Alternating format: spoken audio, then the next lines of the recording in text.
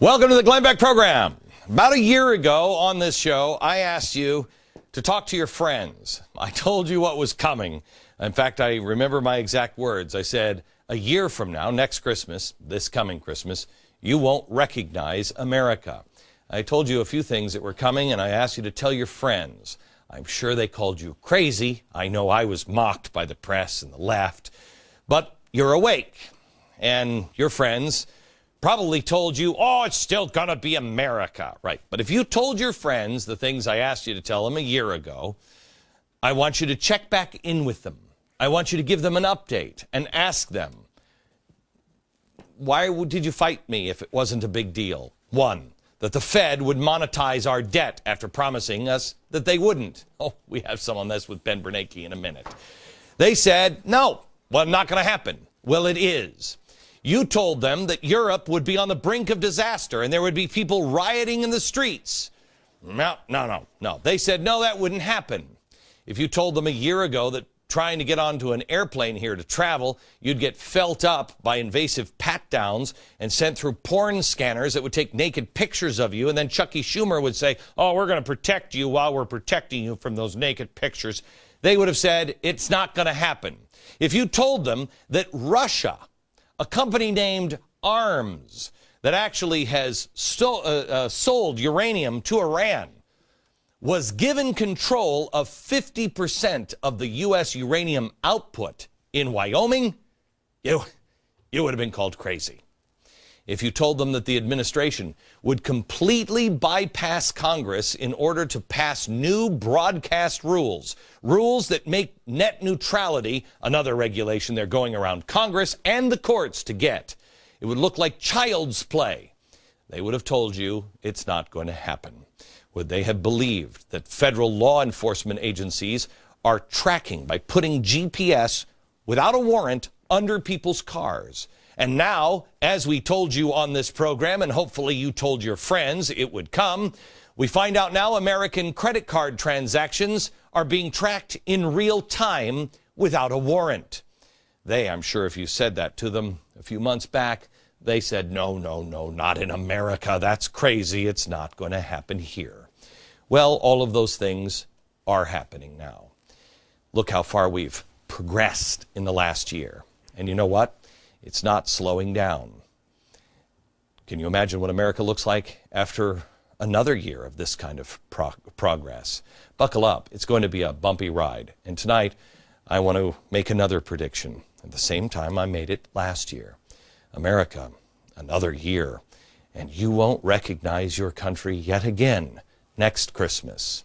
But you do have a choice, and hopefully it's a little clearer as to why you must take a stand and make a choice. Come on. Hello, America.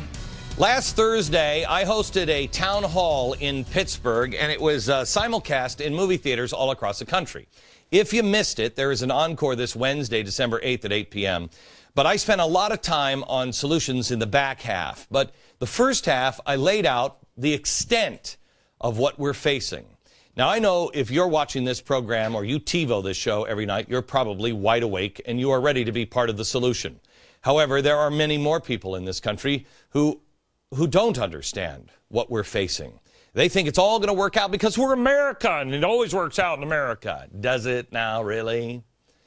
I'm not sure what else it's going to take to get those people on board. I mean, how many slam dunk arguments do you have to win before they start listening?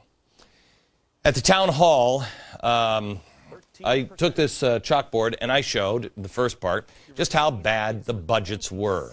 California is worse than Greece. We're in a much worse situation than Europe is. And need I remind you that cars are burning in Greece. It's getting so bad that even the New York Times finally this weekend was jumping on the, wait, this isn't going to end well here, bandwagon. Here's the article. It was on the front page of the New York Times yesterday. Mounting debts by states stoke fears of crisis. No. Well, welcome to the party, New York Times.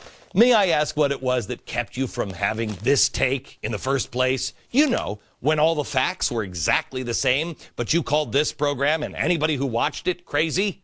I'm sorry. No, that's not. You use a thesaurus. You don't just say crazy. What was it you called me? A Fox News mad, apocalyptic, tearful rising star. That's right. It's too easy to call me crazy. I'm glad the people of the New York Times took a few minutes just to climb down from their ivory tower and join us here in reality land for a few minutes. Thanks for stopping by. Anyway, I was out in Pittsburgh and I was showing the audience how bad things were. One of the things I like about Pittsburgh is Primanti Brothers. Oh, I mean, if you've never been to Pittsburgh, that's the reason to go.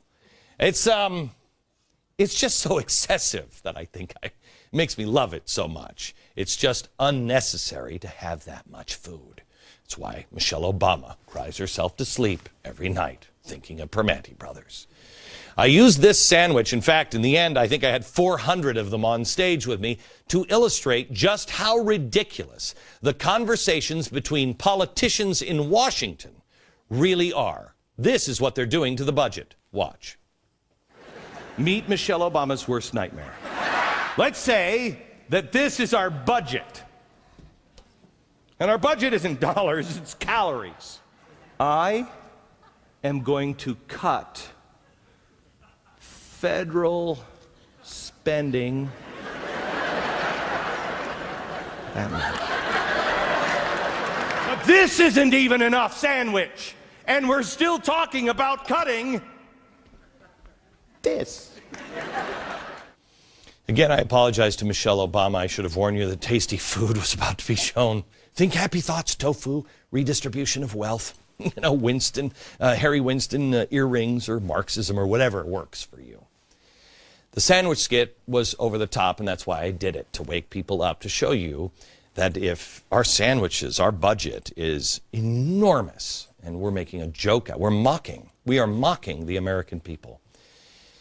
I don't know if you could hear it on tape, on this next tape that I play for you, but there was an audible gasp in the audience when I showed a chart from the middle of the book, Broke, about just the interest payment on our debt. Watch this and listen. The last chart, please. Show the last chart. Okay, the first green bar is the Department of Education for a year. The next one is the Department of Housing and Urban Development for a year. Then the next one is, spread your legs, you're going to enjoy this one, Department of Homeland Security. Oh yeah, baby. Then you have the interest payment on our debt. But all of the green bars are annual. The red bar is monthly. Times it by 12. You're getting an idea of how bad the problems are in America. I want to dogpile on that thought for a minute, because even if you already get it, I guarantee you that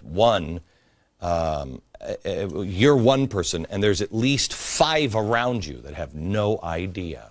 You must be able to talk to those 5 people in your sphere of influence. You know, when I wrote this thing, you notice there's not been anybody who's come out and said any of these facts are wrong. There are 50 pages of fine print footnotes. I wrote it so you could win every argument. The facts are grave, and they're just piling up now. The Fed recently downgraded the outlook for the U.S. economy. No, they think it's going to get worse now? Ben Bernanke just came out and said this last night. This fear of inflation, I think, is way overstated. We've looked at it very, very carefully. We've analyzed it every which way. One myth that's out there is that what we're doing is printing money. We're not printing money. No. Do you anticipate a scenario in which you would commit to more than $600 billion? Oh, it's certainly possible. And again, it depends on the efficacy of the program. It depends on inflation. And finally, it depends on how the economy looks. Inflation? I thought you just said there was no inflation. And by the way, you know what's crazy about it? You know, great follow-up question here would have been, hey, so you're not printing the money. Where are you getting the money to, you know, to buy all the bonds? Oh, that's right. You're not printing it. You're digitizing it. Oh, completely different. This administration and this government has put us into a hole. And they haven't done anything to put us into a position of success for the long term. They have increased the deficit by spending trillions of dollars that we don't have. They have used trillions we don't have to prop up jobs that will go away when the handouts go away. Solyndra, do you remember this company in California? This is one that Obama touted. Said, this is the greatest company ever. It got $535 million in stimulus. He was marketing it as a potential national champion that would save us. Last month, they announced that they were closing one of the 2 plants and delaying the expansion of the second plant. So we're pinning our hopes on things like that. They're good. No, seriously, the experts are great. We've got our hopes pinned on green jobs. In Spain, that's working out really well. Spain only has an unemployment of 20.8%. So don't worry about that. You want to see our future 5-6 years into the future, Ben? Look at the EU. They're always just a few steps ahead of us when it comes to the redistribution of wealth thing. And people are rioting after the bailouts have failed to solve anything. And the new economic solution over the EU? More bailouts. They want to increase now the $1 trillion bailout fund to maybe $2 trillion. It doesn't work. If the bailouts are QE2 or TARP or stimulus or whatever you call it, you could call it a bag of cute little bunnies. It's still a bailout. And if they continue to deal with the economy this way, it's only a matter of time before everything in Europe and eventually everything here crumbles.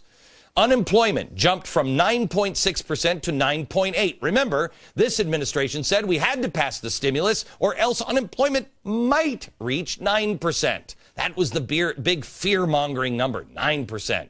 And they guaranteed if the stimulus passed, unemployment wouldn't go over 8%. I think that's over 8%. Again, economists are surprised. This is what they actually said. Economists were surprised. It unexpectedly jumped. How many times do these people have to be wrong before we start listening to ourselves? Now President Obama wants more unemployment benefits as a condition for extending the Bush tax cuts. Okay, look, compassion says yes. But could we just look at this? We already have 2 years of unemployment. Now they want to add maybe another 13 months. To put that into perspective, that is just under a year short of a college degree. Did you have changes in your life from freshman to senior in college? How different would the mindset of those who have been unemployed for over 3 years be? 3 years you're not working. Will you be able to compete? Or will we need a retraining program as well? Also, did you see over the weekend the lines in Georgia? Who knew it got cold in Georgia? Must be that global warming thing, huh? They had freezing temperatures recently, and people are actually waiting in line for government handouts to help pay for electric bills. People there said it was depression-like. Well, guess what? Our president wants to raise your energy prices, for the good of the planet and the Jaguars. I'll get to the Jaguar goddess in a minute. But remember, the president in his own words. Under my plan of a cap-and-trade system, electricity rates would necessarily skyrocket. Okay, so without a cap-and-trade program, it's necessarily skyrocketing. Have you seen the price of gas? But don't worry, Ben Bernanke says there's no inflation at all. In Pennsylvania, power companies are sending notices right now that rates are going up at the beginning of the year 30%. How do you pay for that? The handouts can't last forever. They can't go to everyone. What happens when it runs out? People's homes are freezing. Do we do what is now being reported is being done in Europe? Old people are now riding the buses all day and all night to stay warm. Here's something I want you to tell your friends, and I need you to understand this clearly. The things that are happening to us now are by design. It is what radicals want. I told you they would seize this opportunity. Do you remember? Most people will dread economic recessions and depressions, but some people don't dread them. Some people are a little more opportunistic. They view this as their big chance, a window of opportunity to seize power, to fundamentally transform things. They don't see it as, oh my gosh, we're struggling. They see this as now is our time.